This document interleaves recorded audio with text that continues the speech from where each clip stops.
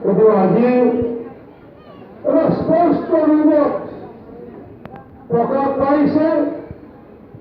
কাৰণ দল জন্ম হোৱাৰ পৰাই আজি সেই দলে বিদেশী দুৰ্নীতি স্বচ্ছ শাসন এটা গণতান্ত্ৰিক এখন সৰকাৰ দিয়াৰ কাৰণে যুদ্ধ দিয়ে আহিছে। ৰাইজৰ লগত থাকি ৰাইজৰ সমস্যা উপস্থাপন কৰি আজি যিখিনি এই সৰকাৰ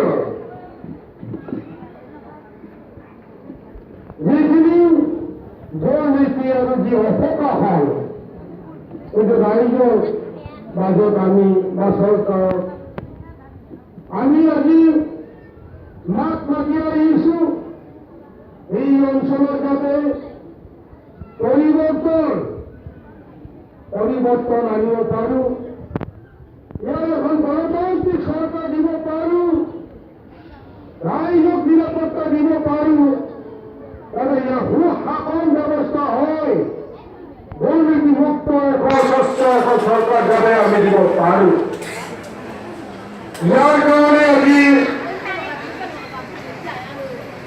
এই যুদ্ধত আজি যদিও আমি সম্পূৰ্ণভাৱে সফল হ'ব পৰা নাই, যদিও আপোনালোকে জানে যে ইউনাইটেড পিপলছ পাৰ্টিৰ আজিৰ দিনত বিদেশী সৰকাৰ আমি বিৰোধী নেতৃত্ব বহন কৰে আহিছে। বিদেশী সৰকাৰেৰ কাম কাজেৰ উপৰত বিদেশী যিখিনি অপশাসনা এই নীতি আজি সেই আমাৰ ব্ৰিটিছেৰ মজিয়াত এসেম্বলিৰ মজিয়াত আজি আমাৰ এমচিএম চাকৰিয়াসকলে আজি ৰাইজৰ মাজত এই সৰকাৰেৰ যিখিনি অপশাসন এইটো উদলাই দিব পাৰিছে। সঁচাকৈ নিউ গণতন্ত্ৰৰ কথা কৈছে, এইটো অৰ্থহীন কথা। আজি এই সুযোগ দ্বিতীয় সৰকাৰ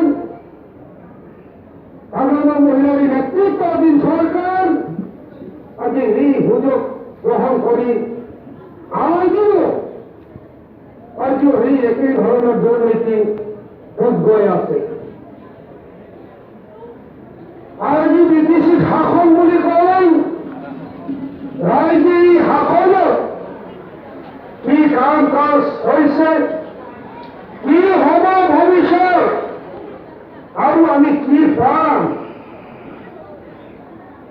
কোনো ক'ব নোৱাৰে যে সৰকাৰ শিক্ষাৰ ক্ষেত্ৰত আঁচনি, ৰাস্তা ঘাটেৰ ক্ষেত্ৰত কি আঁচনি লৈছে, মহিলাসকলৰ কাৰণে কি আঁচনি গ্ৰহণ কৰিছে, নিবনুৱাসকলৰ কি আঁচনি গ্ৰহণ কৰিছে, আৰু যিখিনি শিক্ষিত যুৱক যুৱতীসকলৰ কাৰণে চাকৰি বা সংস্থাপনৰ কাৰণে কি ব্যৱস্থা গ্ৰহণ কৰিছে, কোনো আঁচনি বা পৰিকল্পনা আমি একো গম নাপাওঁ। আমিয়ে নহয় নাই এই দলৰ মানুহসকলে যদি শুনে, কৰ্মকৰ্তাসকলে যদি শুনে, তেতিয়া মানে এই কৰ্মকৰ্তাসকলে এই চৰকাৰৰ আঁচনি পৰিকল্পনা সম্পৰ্কত এটাও কথা ক'ব নাজানে। কাৰণ পৰিকল্পনা নাই, এই গতিকে মানে দলৰ মানুহসকলে একো গম নাপায়।